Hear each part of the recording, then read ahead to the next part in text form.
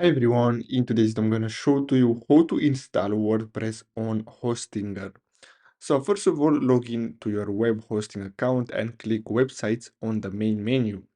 Second, click on the manage button near the domain name of your new WordPress powered website, and then you'll have to simply locate the auto installer button under the website section, as you can see on your H panel dashboard. Under Auto Installer, choose WordPress and click the select button. Then you'll have to fill out the install WordPress form. So create a WordPress website title. The administrator username, password, and email are for the WordPress login. They do not need to be the same as the web hosting login information.